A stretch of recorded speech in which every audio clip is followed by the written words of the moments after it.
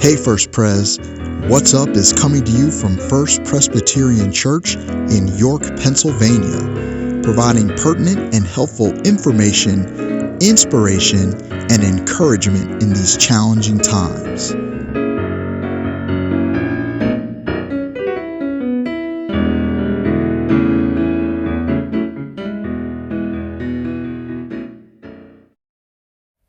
Hello, and welcome back to Hey First Pres, What's Up?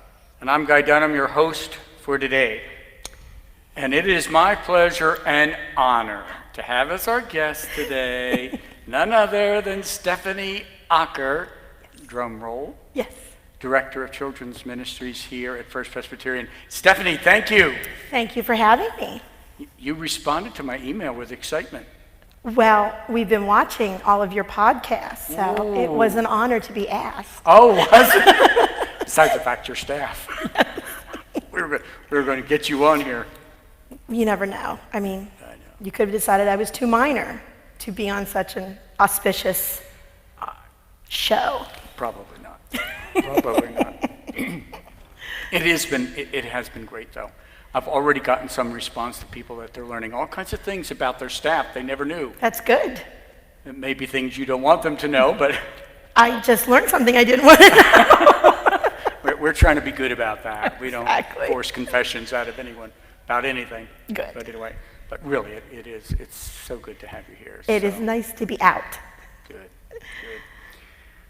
These are strange times right now. Yes. And so I'm sure when you originally took this position, you had no idea, as any of us, that you would be serving this congregation under these conditions. No. But here we are. Yes. So you, as I already know, but others may not know, you are not originally from York County. Mm-hmm. So where'd you come from? I actually was born and raised in a very small county in central Pennsylvania called Juniata County. And it sits equidistant almost between Penn State main campus and Harrisburg. So anyone who has ever gone to Penn State probably traveled right through my hometown. And as you know, I know where it is. You do. Susan and I lived in Lewistown for several years, so we'd pass right along that way. Yes, you did. Mifflintown, and knew all those Newport and everything else all the way up. Yes. So. But when I say rural, now you will understand this. Yes. But many people here in York will not understand.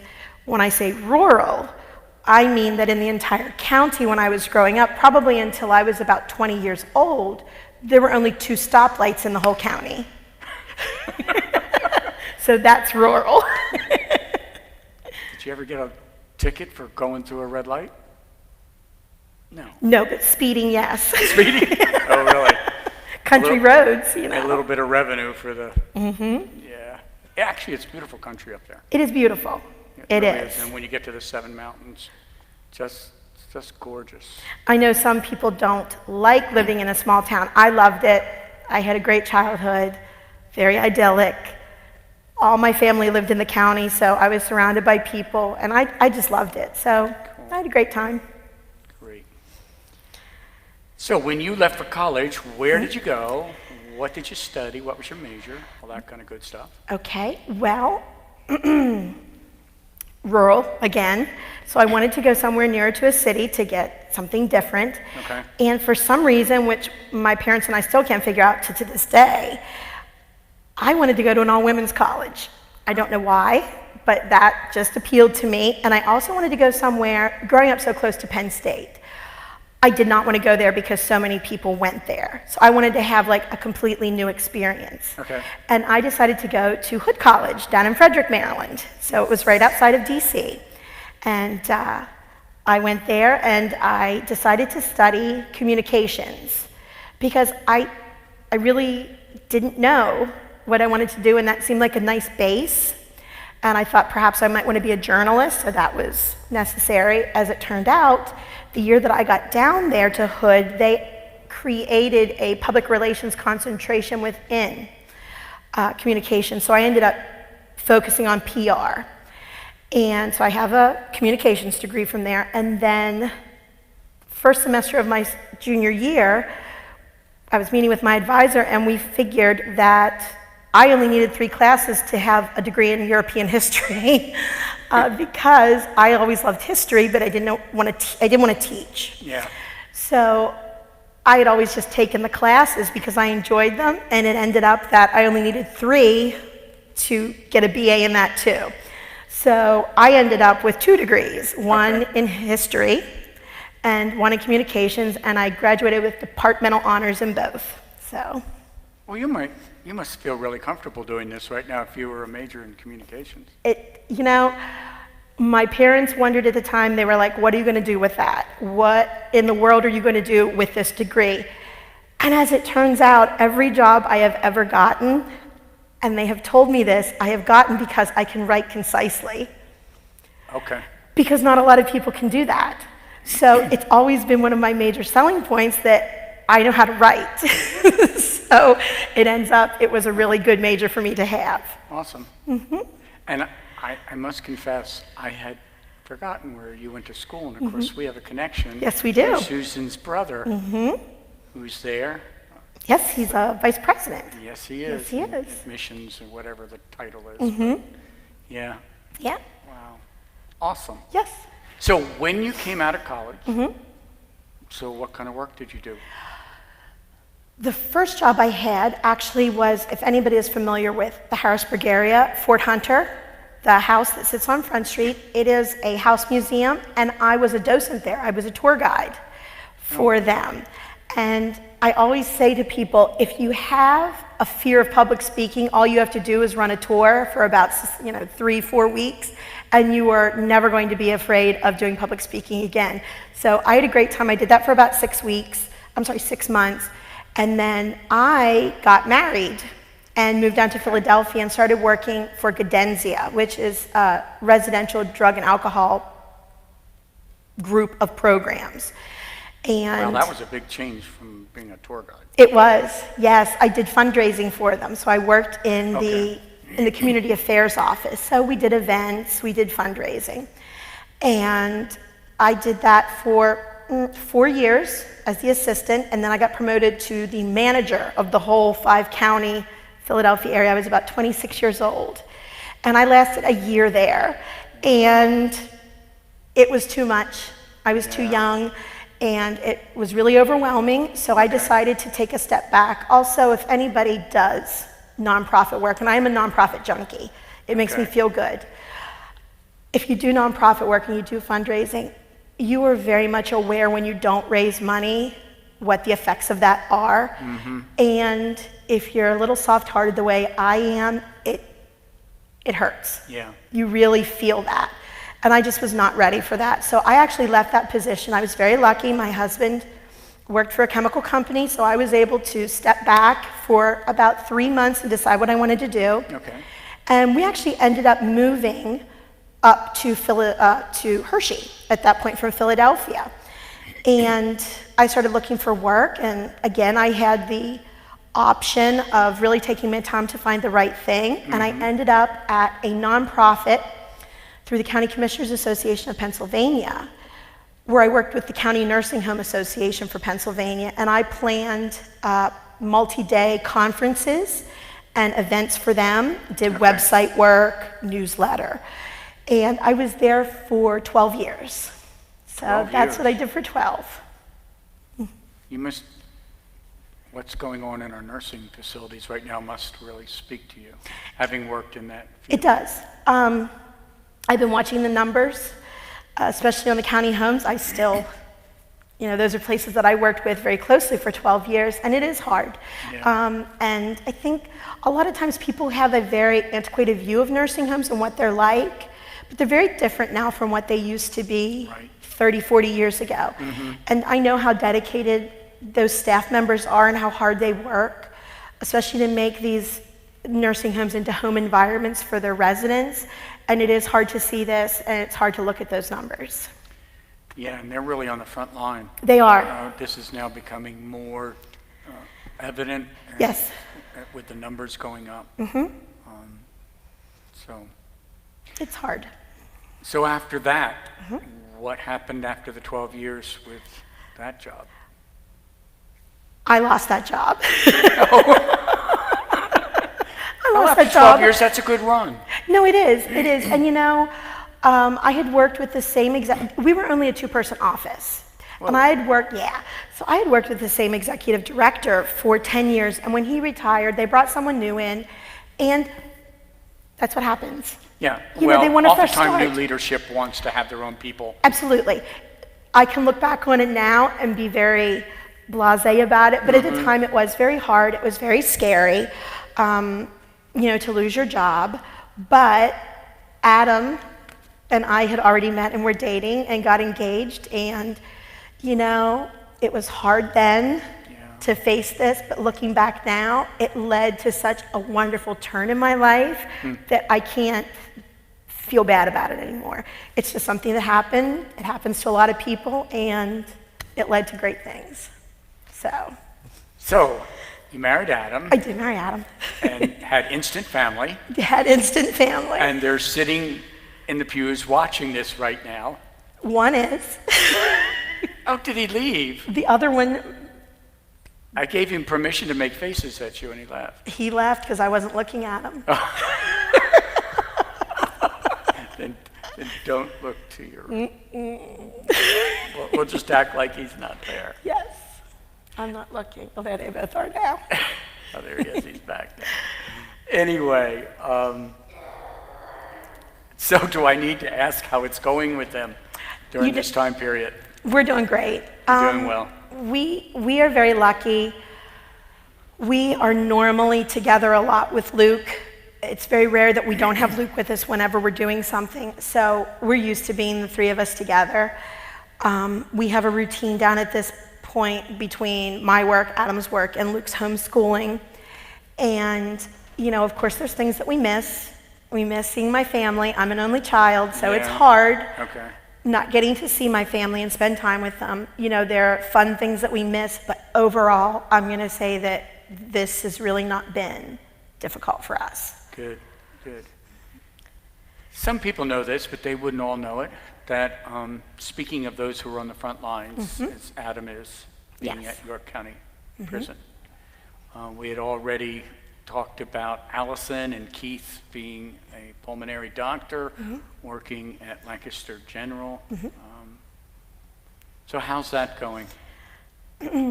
Well, Adam had already worked at the prison for, I think, 16 years when I met him. So I went into this knowing that that was his job.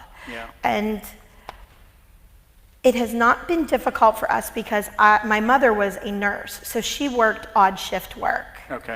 So that was very easy to acclimate to. I'm used to rolling with those type of things. This has been worrisome, only in the fact that Adam has asthma. So that puts him in one of those risk categories. Right. So, I mean, obviously that is always a concern for both of us. However, to be completely honest with you, the things that I know are going on in the prison to ensure that not just like their staff, but their inmates remain healthy, I could not be more relaxed about it than possible, than I am right now. They're doing everything they can. Adam follows the rules as best he can. He follows the rules. We're talking about Adam. Yeah, we are talking about Adam. But he follows the rules. He does everything he's supposed to. You can't ask for more than that. At that point, you just kind of have to trust that that everything's going to be okay. So I can't complain about anything that they're doing. Yeah.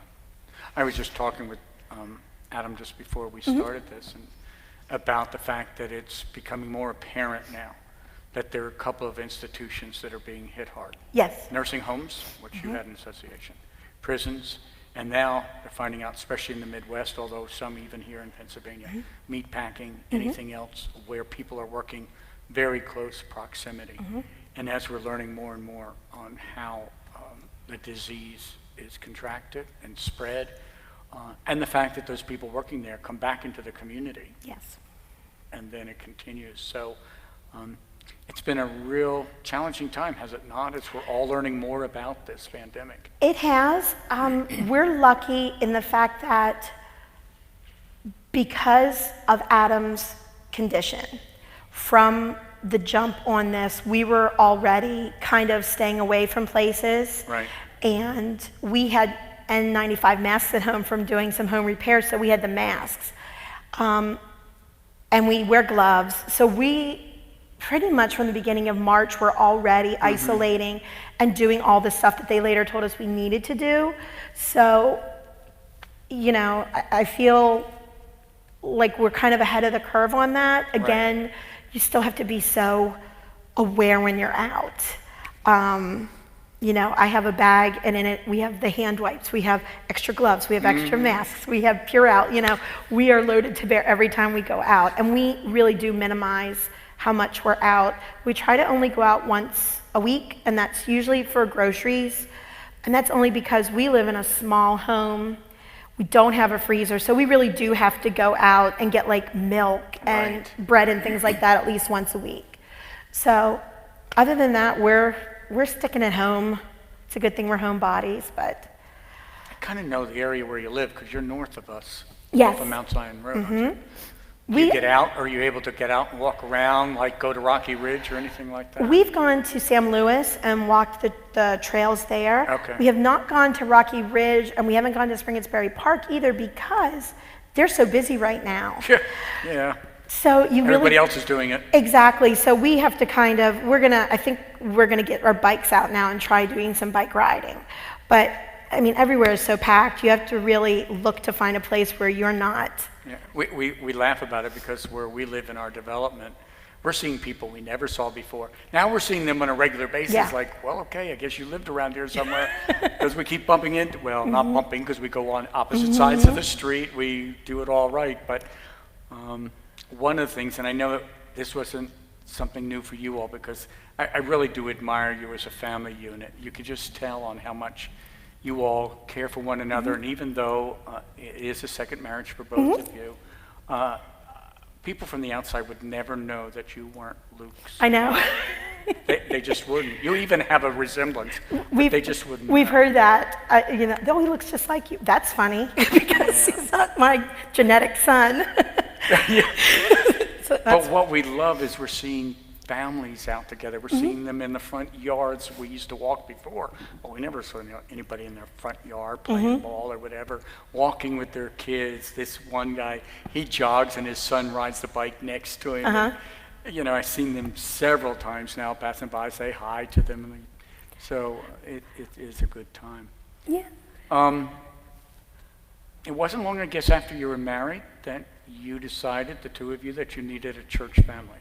Am I correct? We did. We were married a little under a year, actually. It was March of 2016. We got married in May of 2015. Okay. We actually had a really earth-shattering family event happen. Okay. And Adam had grown up very involved in a church. It was Catholic. He had actually kind of stepped away from it because of all of the child abuse issues with the Catholic Church. He really didn't feel like he could be a part of that anymore. But before we had met, he had tried to go to several churches and take Luke. I think they went to the Quaker church, and they tried out a bunch of different things. But nothing really stuck. And after this happened, I'm not saying that our family and friends were not absolutely supportive of everything that was going on for us, but we kind of we wanted to go somewhere where that was not the focus of everything. So Adam took Luke. It's very funny. He took Luke, tried a Catholic church, and Luke was having none of Catholic church. He said it was longer than any Wii game he had ever played, and he was not going back. So I had been raised Presbyterian, and I went online and found the website for FPC. And I showed it to Adam. I'm like, why don't we try this one? And he went, yeah, that's fine. Oh, I know. So we came here. It was early in March of 2016. That was when Allison was the interim head pastor. Yes.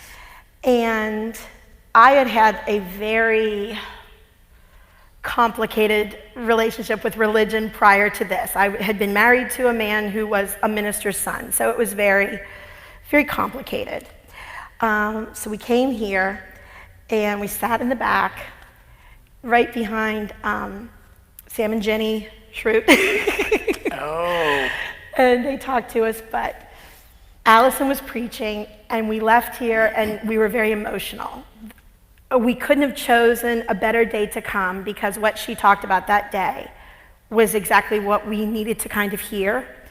So we went home, and Luke loved it. He loved the music. He was very into it. So we go home, and Adam and I are talking, and I'm like, well, you know, do you want to go back? He's like, yeah, let's see if it was a fluke. let's see if it was a fluke. So we came back the next Sunday, and Allison was preaching again, and it was a great sermon. And that was kind of it. We never went anywhere else, and we stayed. So that was it. That's awesome. Mm-hmm.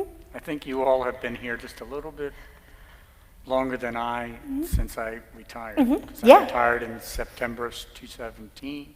Mm-hmm. So if you came in March the year before? Mm-hmm. Yep. Yeah. Wow. Well, I can say this without hesitation, that the two of you have brought a tremendous giftedness and commitment and passion. That's very sweet. No, I mean it.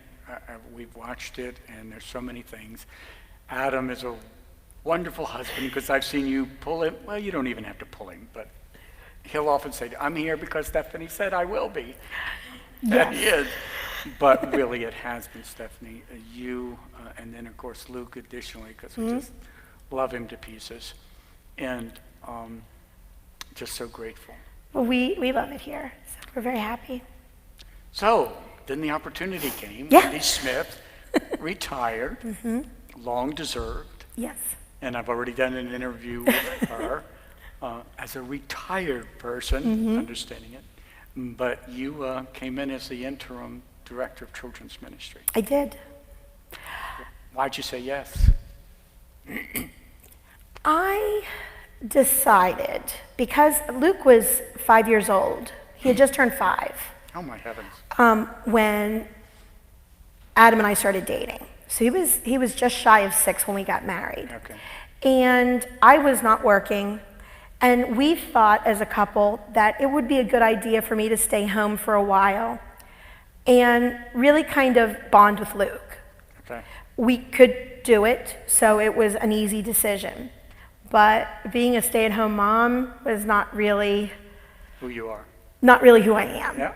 So I kind of started thinking in 2017 I might want to go back to work. So I kind of casually started looking, and I actually ended up over at Martin Library, which was great. I love to read, and I had a lot of fun. I loved working with the community again, nonprofit, that's my thing. Right. And but there were going to be some changes at the library, and it no longer really fit with our family and what we needed. Up till this point, there had been a number of jobs that had come open at the church. And each time Adam was like, why don't you try that one? And you'll understand this. But once you become a church employee, you're no longer just a church member. No. And it's real hard to back out of that. And I always said to Adam, like, if the right thing came up that would be like a fit for not just the church, but for me, that would be one thing, but just casually taking a job was not going to fit. Like, right. I cared too much about this. I was going to put everything into it, and it had to be right. And quite frankly, if you do it and your heart's not in it, people begin to pick up on that. Exactly. And then they question, why did you accept that job in the first place? You don't seem very enthusiastic, so I think you were really wise to wait. Yes. In God's timing, and that's obviously what it was. Exactly. So Wendy retired, and she was gone for maybe 6 months almost. No, she left in June, and it was October. So like 4 months. And they were looking and hadn't found anyone. And nobody wants to follow Wendy into a children's director position. You don't want to do that. She was awesome. Yeah, so. Still is, still serving as a retiree. So I talked to Allison, and she had said to me that at the time what they were looking for was not someone to come in and like overhaul the whole program. They were really interested in finding someone to kind of steady the boat, just keep things moving through this year. And I felt I could do that. Like, I am an organizer. I was an event planner for 12 years. I did fundraising. I know how to do that. And I had been a Sunday school teacher for 2 years. So I knew the children. Okay. I knew the children. Luke was participating in things. I knew that. I knew all the teachers. So I applied for it to see what would happen, and they offered it to me on a year. They did it for a year because also we were going through the visioning process at the time. Yes. And they weren't sure what the position would end up looking like, if they were going to put it with something else. So it was just very fluid. Yep. We get around to the next year, and they offered it to me for the coming year too, so the year that we're in. And this was the year that I felt like I understood what the position needed. Okay. I understood the calendar of what was going on through the year with how it fit into the church calendar. Right. And this was the year that we could make some changes with some ideas. So this year has been so much more fun than last year, and I really enjoyed it a lot. I have amazing teachers working with the kids, and the kids themselves are so much fun every Sunday, and that is probably one of the harder things about this time, is not seeing them. I was very used to seeing them every Sunday, so that's hard.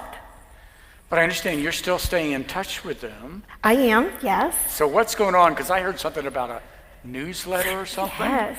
Well, right now I have been doing online Sunday school for them. So each week they get a Sunday school lesson that their parents can do with them. They get a craft, hopefully, because it is hard. We don't know what kind of supplies they have at home, so I try and do something very basic. And then they get like activity pages, like coloring pages for the younger ones, crossword puzzles, word finds, mazes that have to do with that lesson as well. So we've been doing that every Sunday. And then we tried some virtual bulletin boards where they would send in pictures and I would put them on Canva, and then they would get sent out to them so they could see themselves. Cool. Which led to the idea of, as important as it is for the kids to be getting the religious aspect of Sunday school, I also kind of want them to have the social aspect together as well, because that is very important. That is what makes you want to come to church, is being around people that you want to be with. And I think that's true with children as well as adults. Right. So we had the idea of starting a newsletter produced by the children. So we just put our first one out on Thursday. It's called the FPC Beacon. They write the articles. They take pictures, they send me artwork, and I just put it together and send it back out to them. That is so awesome. So they got that last week, and it's going up on the member portal, so members can see it if they want. So yeah. Yeah, I want to read those. That's awesome. Our cover page is a very in-depth article by Sam Dubbs, who teaches us how to make masks at home. I can see with Sam pictures. doing it. With pictures. Step-by-step Absolutely. instructions. Absolutely. Very sequential. Just like Sam. Yeah, it was great. It was wonderful. Gosh, that's awesome. Once again, I have to say, we are so blessed to have people like yourself on staff here at Stephanie. Because that is so nice to hear. Talking with different people and how things keep moving forward. It's not the way we'd like it. And we're trying to be patient. And yet, God is teaching us some amazing things, don't you think? Yes, and I really love it. Yeah. I do. I don't mean I love being apart from everyone. That is not it. No. But I do love this surge of creativity that's coming about. I love that. I think it's awesome. It's what keeps things fresh and new. And I'm having a great time, and it's really pushing me to go deeper into this position. Okay. I usually spend like at least 2 days, sometimes 3 days before I write the lessons on reading about what I'm going to be doing, which has led to some very interesting conversations at home about what I'm writing about that week. And you know, obviously those conversations are probably over the children's heads, but you know, it helps me when I'm writing.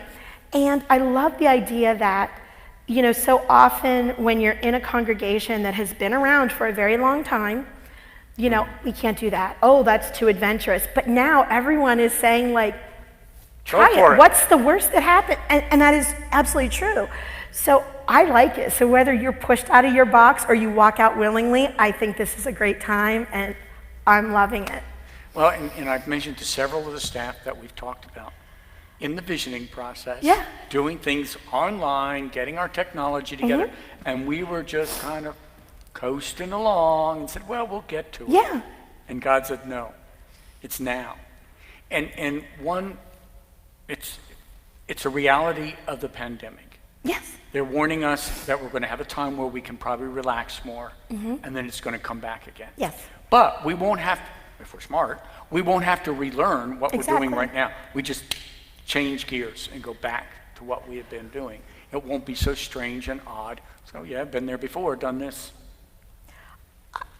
Like I said, I'm having a lot of fun with it, coming up with ideas, Right. trying to think up new things like, how do I do this? How do I engage with them if I can't see them? And we've talked about doing a Zoom meeting, which I have watched my child on Zoom with other children. It's chaos. It could be chaos with adults.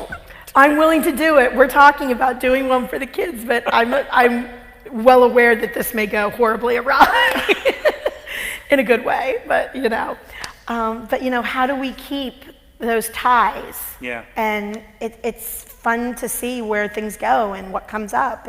And for our younger generation, the kids, they're wired differently. They're Yes. used to doing things with technology. Even if it isn't perfect, they don't seem to care, just as long as it's there and it's happening, and they're used to it. So I would imagine that we need to be thinking down the road when this is really past us. How do we take what we've learned now and keep using it, even if we're back to no longer social distancing? We can be sitting close to each other. We can actually shake hands and give hugs and all those kind of things that right now we don't get to do. But we're not going to be the same kind of church, are we? No, I don't think we ever will. And you can look at it and say that's horrible, or you can look at it and find it exciting. And Yeah. I choose to look at it as exciting. I It think- opens up so much more. Yes, it does. I think for many of us, it is exciting. I've had conversations like with Wendy not too long ago about how can we use it in the future, though, for some of our folks who can't get out. How are we going to help them? How do we help some of our folks who are not technologically astute or may not have that kind of equipment? We were laughing about, we remember the old days when you used to take a tape recording and a tape recorder, and you'd take it to a shut-in's home and you'd let them play it. Well, maybe it's time we get into the 21st century, and how do we allow them to watch a YouTube of a podcast or what the children are doing? Older folks love to see what children are doing. And we probably will need to find ways, how do we bring that into their home so they can laugh with the kids, that they can enjoy what they're doing? So there's all kinds of applications coming down the road. Yes, there are. Like I said, I'm having a ball right now. I'm glad to hear that. And that's why these podcasts have been important. Another reason is because many of us, we don't know what's going on. You're doing it in your particular group, just like with DeLass. I didn't know all what was happening with the youth group. It's awesome what they're doing, but we don't necessarily hear about it in detail. We may hear it during the announcements, but that's not really. But this has been great to do that. Yeah, Talk about it. I think that the problem with the children's things, putting them out there, not all parents want their children to be Exposed. Absolutely. And I totally understand that. So we're kind of going on a line with it. When we've done things like we've put Facebook posts out with the children, we can't identify the children, No. we can't do that, but I have to get approval from the parents before we do it. So it becomes a little, because the kids can't give approval on their own, it is a concern. Yep. But yeah, we need to probably have a discussion with the parents about, maybe, are we allowed to use these things to put out there? So, Yeah. yeah. Yeah, I can remember even years ago having to get parental permission to publicize any kind of pictures of children, and that's understandable Yeah. in today's world. Unfortunately. Yeah. Any other ways you see what came out of the visioning process that you see God now bringing about in ways we didn't expect? There was, I actually had a plan of stuff that I was planning on doing this year to be more involved within the community. We sit in a populated area. Theoretically, we should be having lots of people come to our events. That's not always true. And there was a lot of talk about how we could make that happen. Unfortunately, most of the things I had planned and had wanted to do can't happen now because they're gatherings.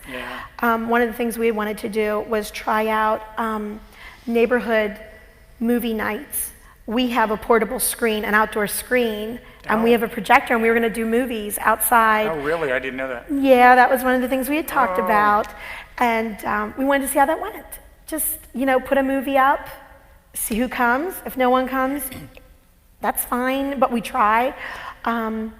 We were going to try and partner with other churches here in the area to do things like VBS. Right. But of course, that is off the table. Nobody is going to be doing VBS this year. No. So it's been hard to kind of work through all of these things.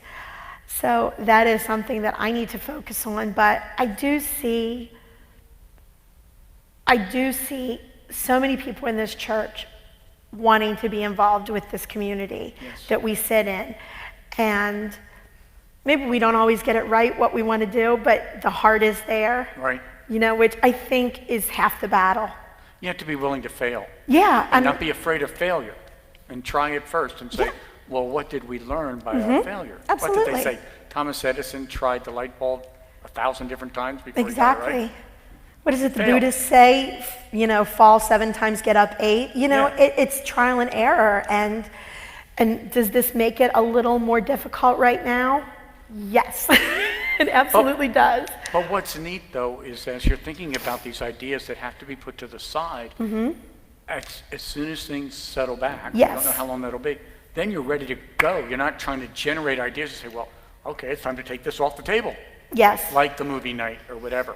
By that time, people may be really ready to get together. And we may be able to do that still with social distancing. Right now, we're probably not there, but maybe later in the summer, we'll be able to do this. And because we have all the equipment, we're farther ahead than we would be otherwise.